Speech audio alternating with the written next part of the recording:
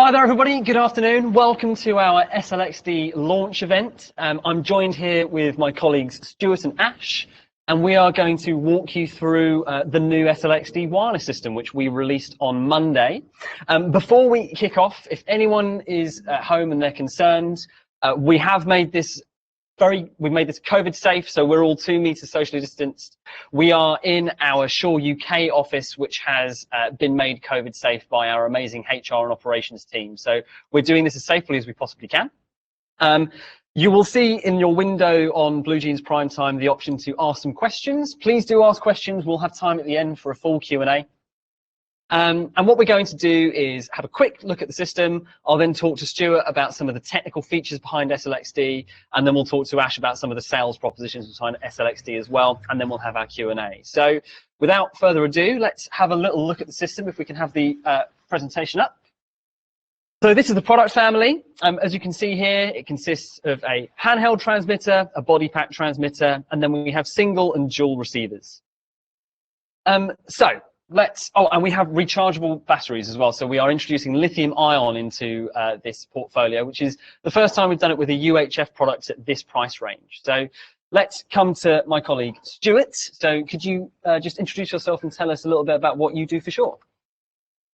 Sure. So I work within the Western European region, assisting with product development. All our engineering and product management teams are still based in Chicago. So my role is working within the pro audio segment on products like SLX-D, Axiom Digital I was involved in, Twinplex that we launched last year was another one, and really just ensuring that we're getting out, we're talking to the end users, and hopefully bringing products to the market that people trust and enjoy using. So this has been your baby for quite a while then? Yeah, a few years now we've been having discussions about what would ultimately be the successor to the SLX platform.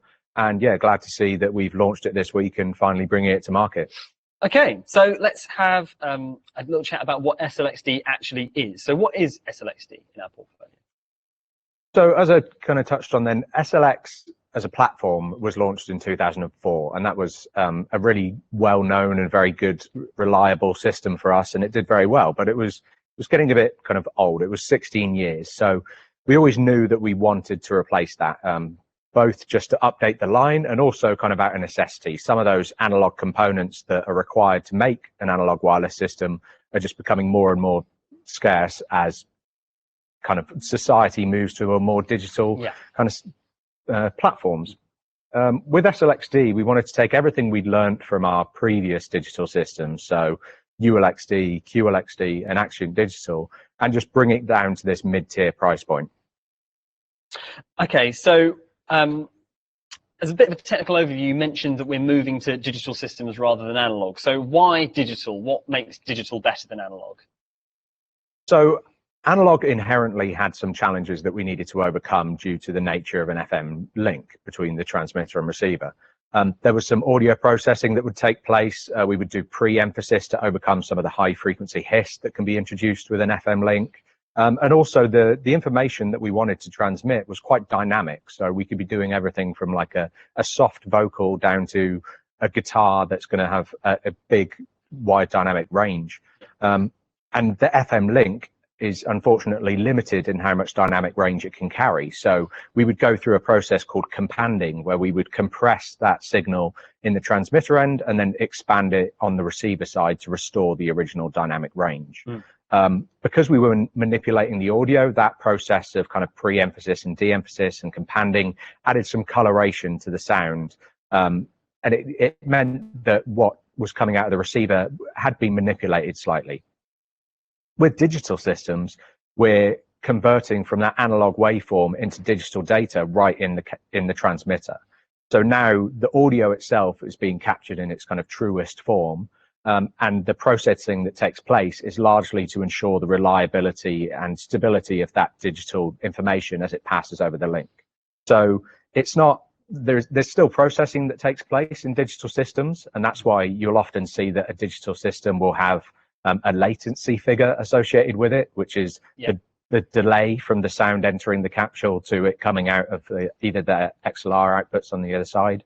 And we've tried our best to keep that figure as low as possible, because any delays can have knock-on effects to things like in-ears.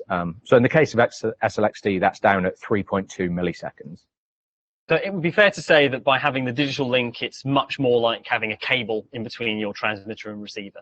Exactly, yes. The actual conversion from analog waveform to digital data, because it happens so in the transmitter and so close to that actual capsule side before any other processing of that digital data takes place, it is the kind of clearest and truest representation, or as close as we can get to a cable in terms of performance. And another benefit of that conversion process is that we can maintain a very wide dynamic range. So over 120 dB of dynamic range there, a full 20 hertz to 20 kilohertz audio response. And yeah, it is, like I said, a very true representation of the actual source material, whether that's a vocal or a guitar. So people that are watching that will be a bit more familiar with our portfolio might know we already have a product called GLXD, which is at a similar sort of price point. And you mentioned just now some stuff about 2.4 gigahertz and Wi-Fi. So could you just speak to the differences between GLXD and SLXD and the differences between Wi-Fi and UHF? Sure. So GLXD, as a company, GLXD was a byproduct of the kind of increasing spectrum pressure we've been under. There's been 2 spectrum auctions now to auction off the area of spectrum where this system operates, that's the UHF bands, towards mobile data services. So when that started in Europe, that was with the 800 meg bands or 800 megahertz. More recently, the 700 megahertz bands. In the US, that was one step down, so they were 700 and 600. That forced us as a company to look at other areas of spectrum where we could operate wireless mics, because the production values aren't going down, channel counts are going up. 2.4 offers some benefits in that, from a user perspective, it's very plug and play. The frequency coordination is automatic. Once you've linked that transmitter to the receiver, that relationship will maintain and it will carry to any new location. And it will avoid interference for you as well, as another benefit of 2.4. The downsides are that it is shared with consumer Wi-Fi, as you mentioned, which means that you're at the mercy of what other information is going on in that same environment. If it's a very Wi-Fi heavy environment, that can have kind of detrimental effects on your radio mic system. And then another kind of disadvantage of 2.4 is operating range. So typically any 2.4 system, when compared to a UHF system at a similar price point, will have slightly lower channel counts and reduced operating range, typically in the range of like 30 to 50 meters. SLXD being in the UHF bands, we take advantage of some of the kind of propagation characteristics that those bands offer, which means that we can get, in ideal situations with just fairly standard antennas, up to 300 feet, 100 meters of coverage. You obviously want to try and maintain line of sight where possible, and also channel counts are much higher, because in a digital system we can now, it's more predictable as to how much space that transmitter is going to occupy. We can worry less about some of the products that would have affected analog coordinations like intermodulation. So with SLXD, we can get the audio quality of GLXD, but actually reserve some space for it to work in, rather than have to deal with the interference that comes in hand with the 2.4 gigahertz system. Exactly, yeah. That UHF band, the reason it's kind of so desirable is because one is the propagation characteristics that I mentioned. You can send a signal a long way, a long distance. And the other benefit is that we share that spectrum with your big broadcasters, your BBCs, ITVs, or Sky TVs, whatever region you're in. We will share that same spectrum, and it's often licensed by the governments and regulators. So it means that if I'm coordinating my systems, I can easily discover what other kind of UHF products are in the area, whether it's DTV or other users, and I can find clean frequencies to kind of fit in the gaps around those. And it means that, I mean, nothing's foolproof, but touch-proof, or touch wood, you will have a clean frequency for the duration of your event or performance. Okay, well, let's have a little look at the components in the portfolio then. So this is the family, and then these are our transmitters. So could you just talk us through what we've got on the screen here?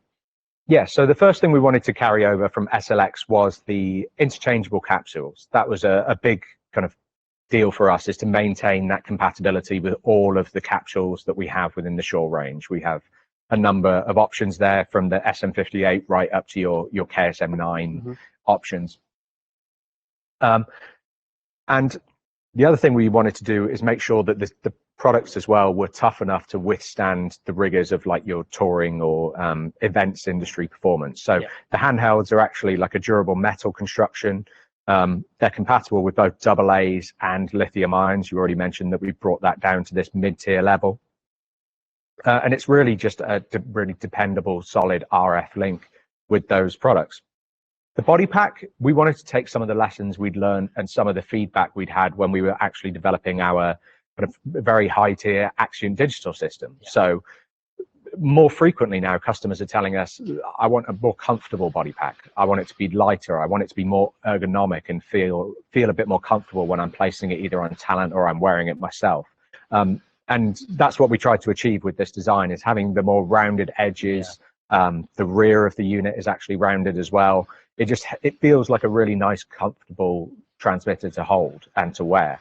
But at the same time, like I said, we wanted to make sure that it withstood the kind of environments it's going to be used in, your touring productions, where stuff gets dropped, stuff falls off of flight cases. So it goes through the same quality tests as all our other transmitters, and it's tested to ensure that it will withstand those challenges. Amazing. Okay, well, that's the transmitter side. Let's have a little look at the receivers now. So we've got our single receiver on the top and our dual receiver on the bottom. So if you could just talk us through that, please. Yeah, so starting from my left, first thing we have is the infrared window. So what this allows us to do is easily sync information from our receivers to our transmitters. So it's very quick and straightforward to get those transmitters on air once we've coordinated our frequencies. We've got an OLED display on this that shows us our audio levels, our incoming audio and our RF settings. And then we have 3 options of home windows.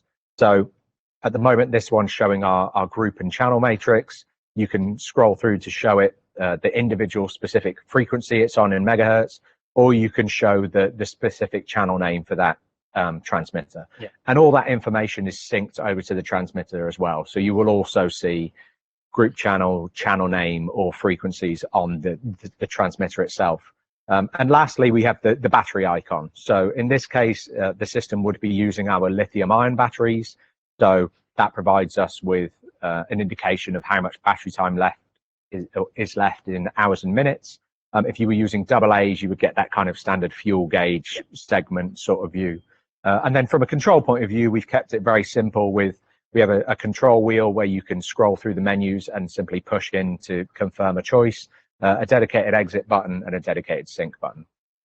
Okay, and then on the dual, it's just the same thing replicated twice. Exactly. The benefits of the dual, from a control point of view, they are identical. The benefits really come in when you start doing multi-channel systems and the larger kind of RF infrastructure, because if you move forward to the rear of the units, I'll talk you through these.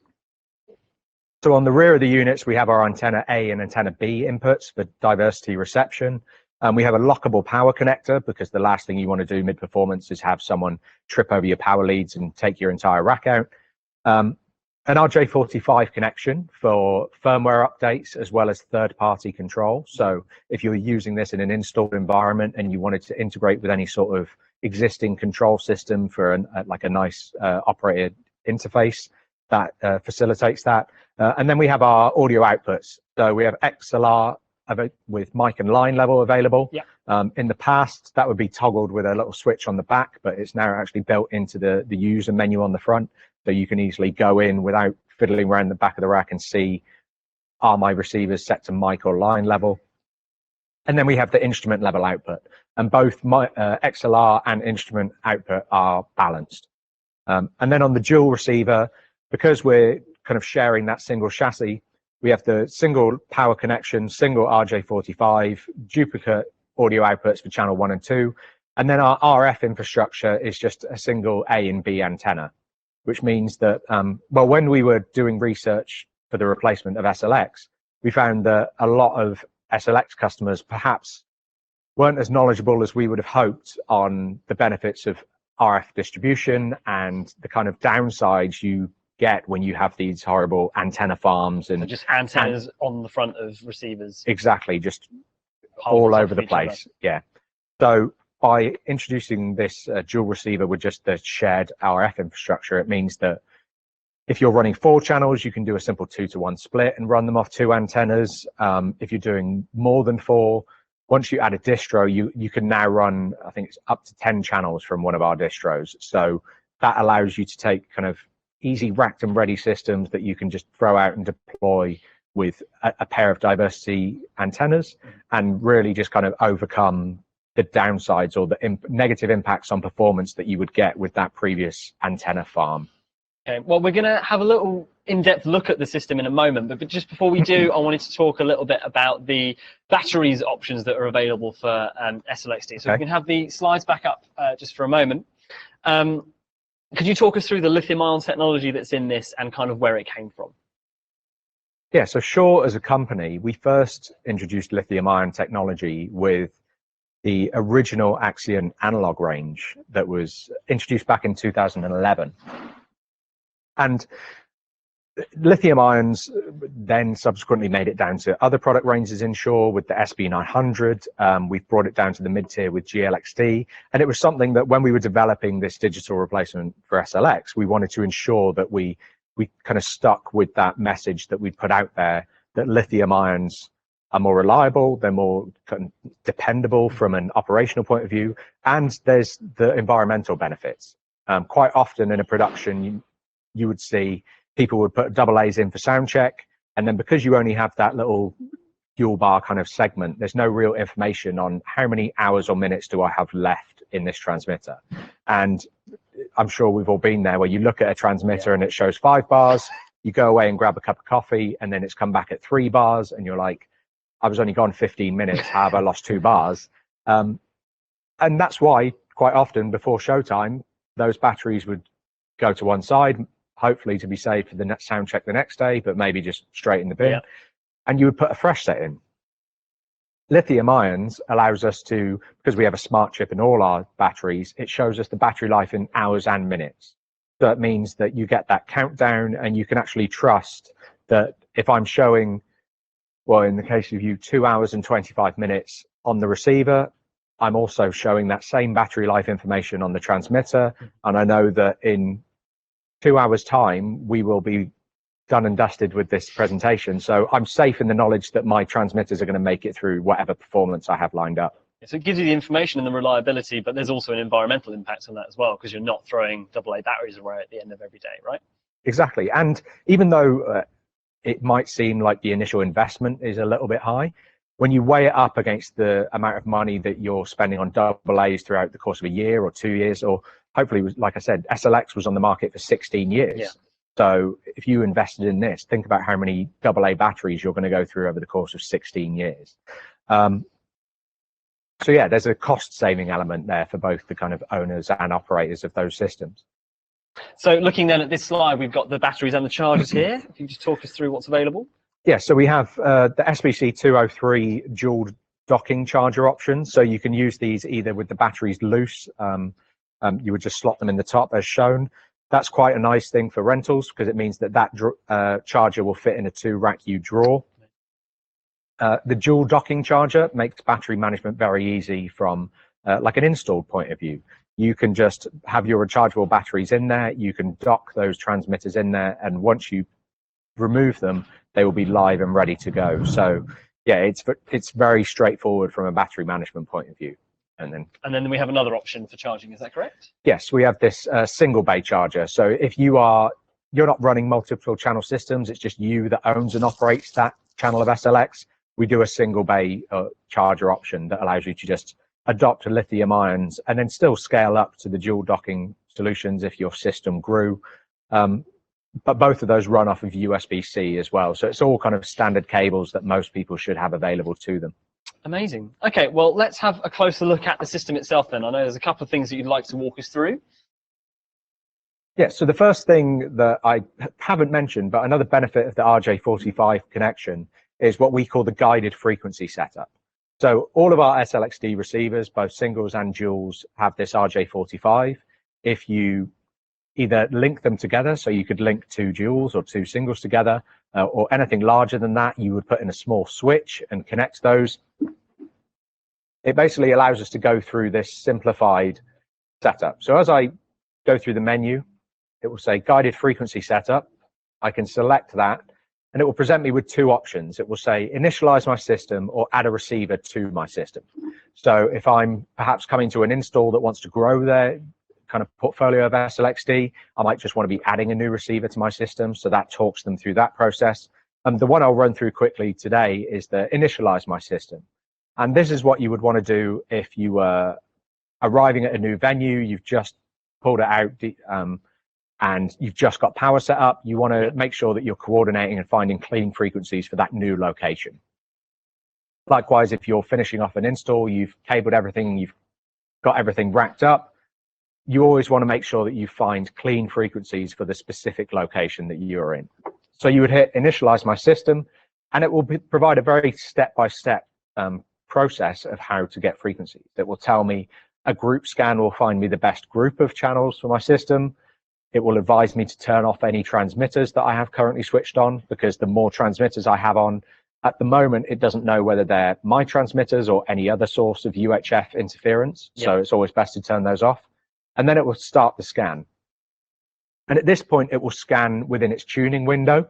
So in this case, this is the G59 band, which will cover 470 to 514 megahertz. All SLXD receivers are 44 meg tuning range wide. And then once that group scan's finished, it will present me with a list of available groups. So group 1 is the full tuning range, and it's telling me there's 31 frequencies available in that window. As I scroll through, I can get to individual TV channels. So as I mentioned, with UHF, we share those kind of UHF bands with broadcasters, and we operate in Europe, it would be 8 megahertz TV channels, in the US, 6 megahertz. So in the UK, with this mode, I could find channel 38, for example, and choose to coordinate just in that.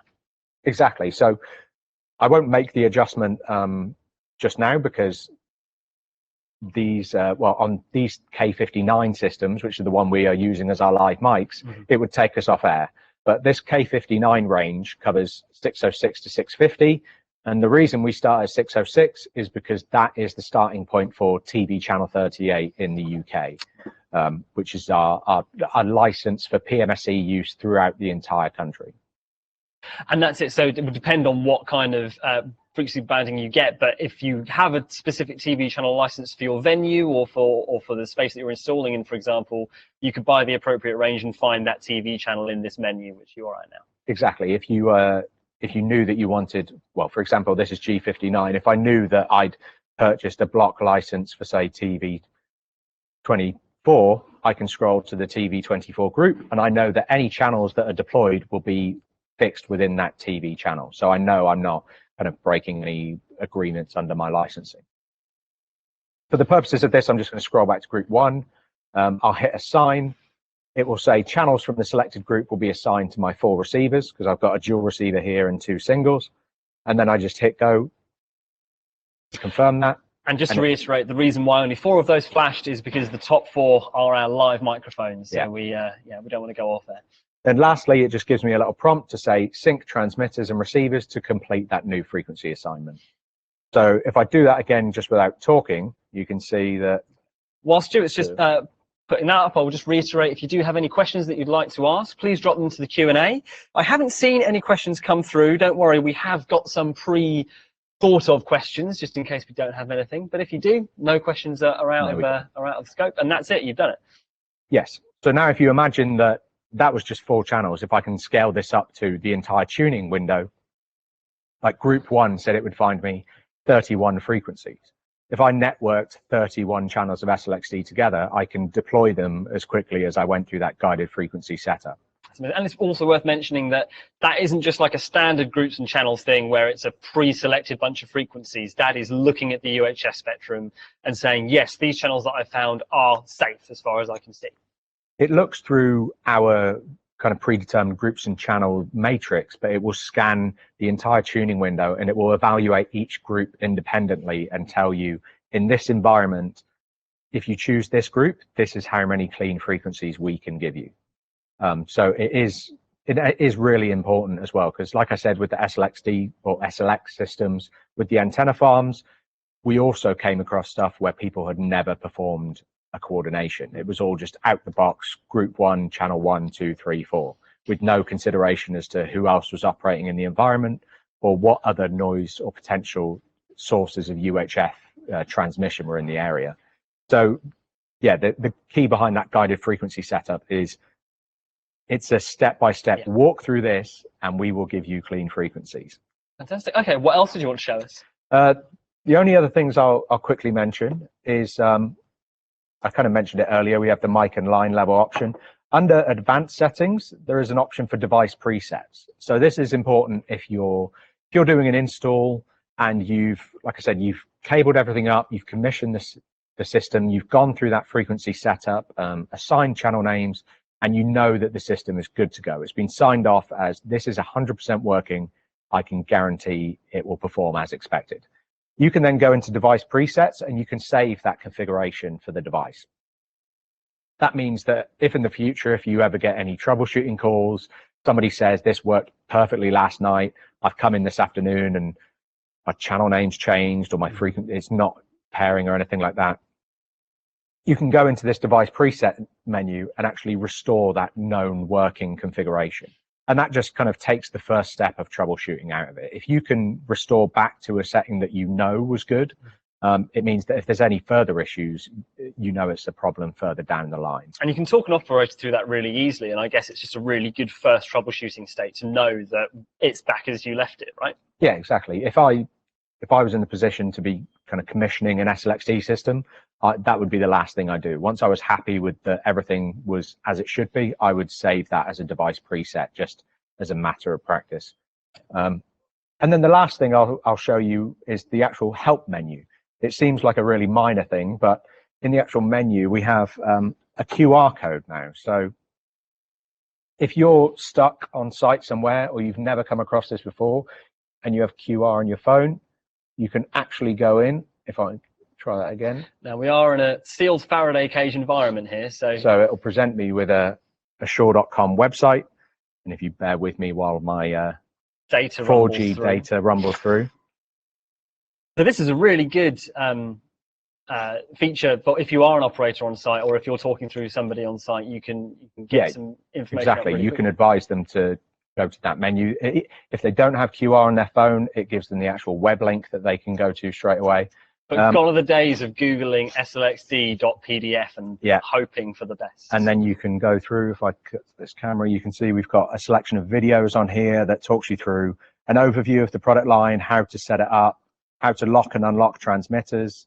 And then we have all the documentation. So user guides, command strings for that third-party control that I talked about, frequency compatibility charts. So, for example, if you wanted to know what frequency group 1, number 2 was, you can either scroll through on the menu and it would show you the actual frequency, or if you wanted a full chart of every frequency band and their relevant groups and channels, you can download it from that site. Amazing. Okay, well, thank you for that, Stuart. That's a really excellent run through. Let's come to Ashley Smith now, who is my colleague from the sales team. So could you just introduce yourself and explain what you do for Shure? Yeah, so I work in the regional sales team as part of the MCA group, which is musician and consumer audio, and my sort of role is to support dealers and parts of our retail network. Okay, well, so with that in mind, let's have a little look at where SLXD fits in the portfolio, and we have got some questions about this. So could you just talk us through where SLXD lives, how it relates to our other products and our other wireless products? Certainly. So SLXD, as we've heard, is mid-tier. What does that really mean? Well, we can see on the slide here we have our most accessible analog system, which is with BLX.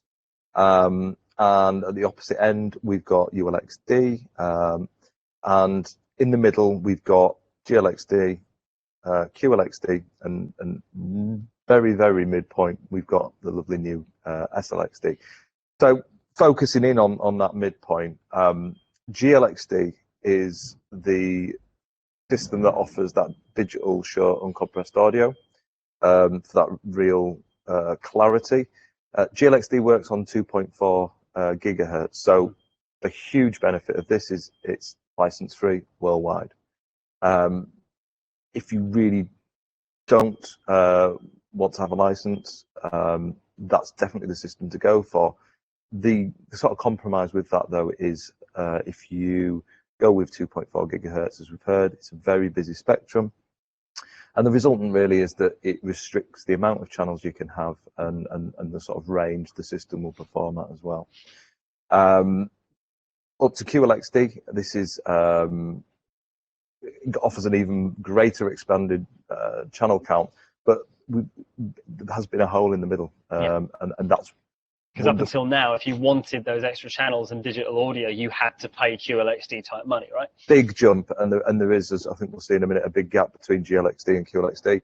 SLXD fits perfectly in that space. So what features does QLXD have that SLXD doesn't? Where does that extra money come from? There are a fair few differences. QLXD will facilitate an even higher channel count, and also features like encryption of the digital signal, which can become key when you're working in maybe sensitive conferencing environments and things like that. But on the whole, it's pretty incredible actually what SLXD offers.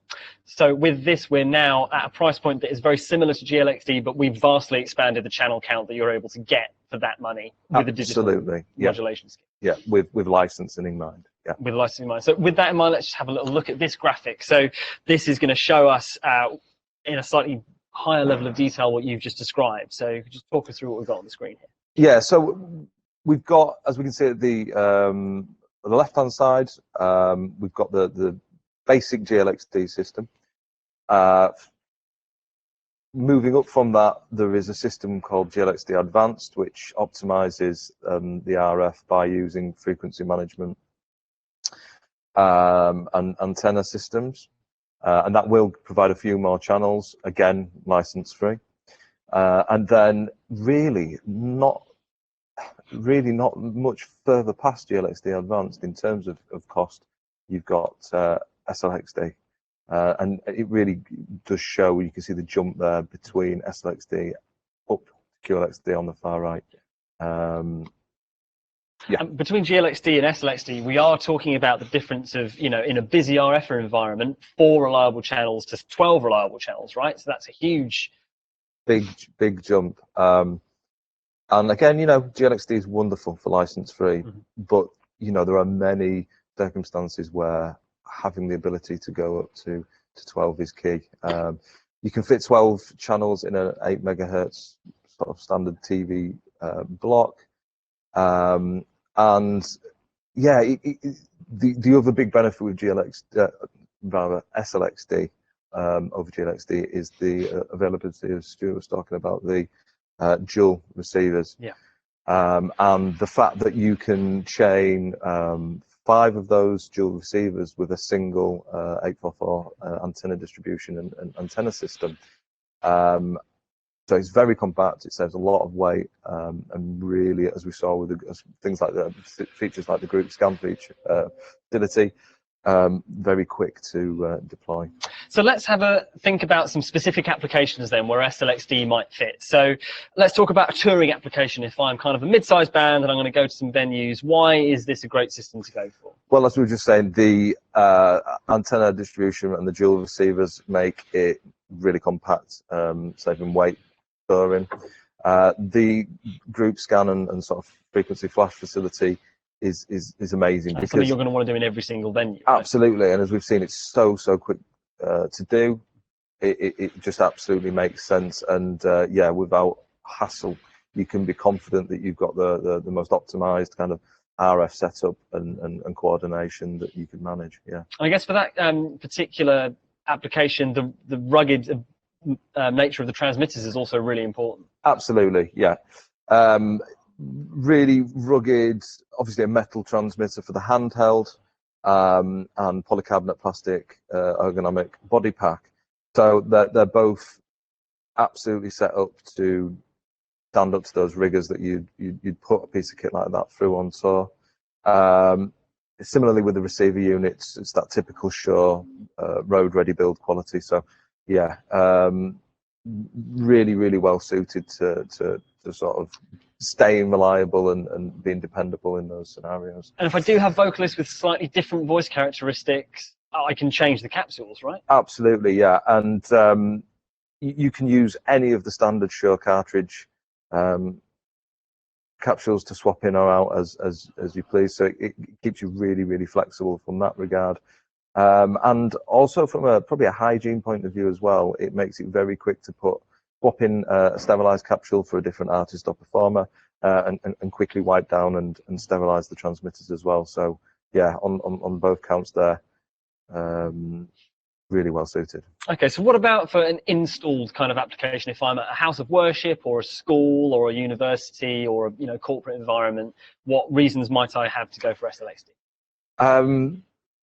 Charging stations are a really key feature there. We've seen that lithium battery technology is now available for SLXD. It's part of the family, so big advantage. We've obviously heard about the cost savings. We've heard about the environmental benefits, and also the convenience as well. And it puts a lot of confidence in your product when you can place it on charge, pull it straight out, and have an accurate feedback on how much battery and usage life you've got left. Other features as well, which are really key for sort of installation, conferencing, perhaps, are the ability to third-party control via that network port. So the same port which allows you to set up your frequency plan, you can also use that to talk with third-party protocols such as AMX or Crestron. So that's built in, so that can be integrated really well and easily. And again, with the hygiene, changeable capsules. Absolutely. Okay, so those are really good applications for those kind of large racks with lots of stuff and lots of work going into them. What about if you just want to walk into a shop and buy a couple of channels? Is this also a system that you might want to consider? It absolutely is. The remarkable thing really when we were looking at kind of the sort of pricing comparison side, and that slide's rough because it depends on which capsule you go for, but on a kind of basic level, it's not that far away from the GLXD Advanced channel price, so price per transmitter and receiver. And what's amazing about it as well is because it gives you that tunability, it means that you're kind of future-proofed. Yes, you may have 1 or 2 channels of wireless in your band or as part of your production or performance right now, but having the ability to tune and network in this way means that you're future-proof to expand your systems to more channels, and also give you huge amounts of flexibility to tune away from any RF problems, because you've got that headroom and capability in the system. Yeah, if you come across any problems and you are running 1 or 2 channels, it's dealt with. And also, again, swappable capsules. You can decide that for a different performance or a different guest performer, you may want to swap the capsule and go from a dynamic to condenser. You can do that. And many of the touring attributes come into play here as well. It's so well built, solid, and reliable, and it's an investment for years. Okay, so in a nutshell then, if you really don't want to worry about licensing a frequency, if you don't care, GLXD is still a great option for a couple of channels, but you will need to accept there could be some interference. Some compromise. But if you want to say, I need to have my channels reliable, where there's going to be no interference and I've got control over it for not a huge amount of extra money, this is a great option. Absolutely. Yeah. Okay, well, thanks so much, Ash and Stuart, for walking us through that. That's kind of comes into the presentation side. We're going to go into some questions now, and I have seen some questions pop in. So the first one is from Simon Jones, and Simon asks, I think there's probably a question for you, Stuart. Are you able to save setups? Let's say you have a particular venue that you revisit. So I think that's probably related to the device preset again. So you cannot export those device presets. They are local to that specific receiver. And if you were to move between venues, every time you saved, if you just kept saving, you would overwrite that information. The device presets is kind of a lot more beneficial in that example I gave, where it's an install. It's going to live there for years at a time. and it's always going to be in that location, and you want to restore that same configuration at some point in the future. It's not really for like I'm in Manchester at this venue one day and I'm in Leeds the next, and I have previous device configurations that I can use for those. And that's another reason why we wanted to make that guided frequency setup as kind of fast as possible, is because when you are loading into those new venues, it allows you to get your frequency stuff sorted out as quickly as possible so that you can focus more on your sound check, getting your levels right, EQs, channel names, that kind of more admin side of things, secure in the knowledge that your frequencies are done and dusted. Okay, thank you for that. Another question that we've got come in here is, can the front panel controls be locked out to stop users from making adjustments? Yes, and this is common in all our wireless systems. So I don't know if you want to switch the close-up camera, I'll just run through this. So if I go in through the menu under advanced settings, we have a device lock. So I can either set it to be a menu lock or a menu and power lock, in which case menu would just prevent the menu from being tampered with. Menu and power saves you if anybody accidentally bumps into the power switch. And that is the same for the transmitters as well. The transmitters actually have a new feature that is an auto lock feature. So on the transmitters, you can configure your menu locks, menu plus power, or no locks at all. And then you can also enable this auto lock. So if you've ever had that instance, well, our previous wireless systems, you would often have to press a button combination to lock it. With auto lock, once you've left that menu and it returns to the home screen, it will automatically lock the transmitter for you. And then if you get it back to make adjustments, you can just simply press, I think it's enter menu. That will access the menu. You can make your adjustments. Once you exit out again, that transmitter is automatically locked. So that's something new with SLXD as well. Thank you for that.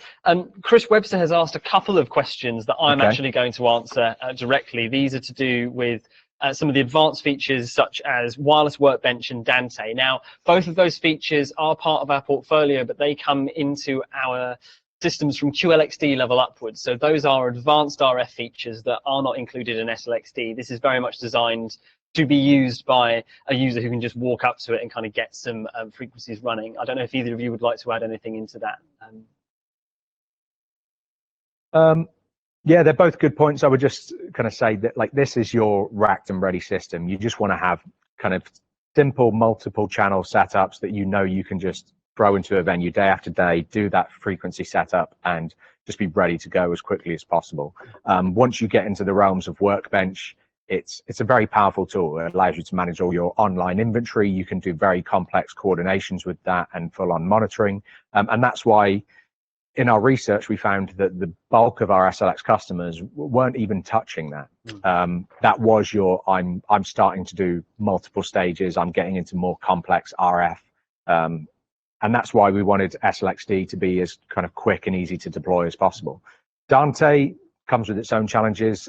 As we know, Dante isn't developed by Shure. There's a licensing cost involved in that. And it's simply, it wasn't obtainable for us to bring SLXD down to the price point and mid-tier platform where we wanted it to sit, while offering some of those more powerful features like Dante networking.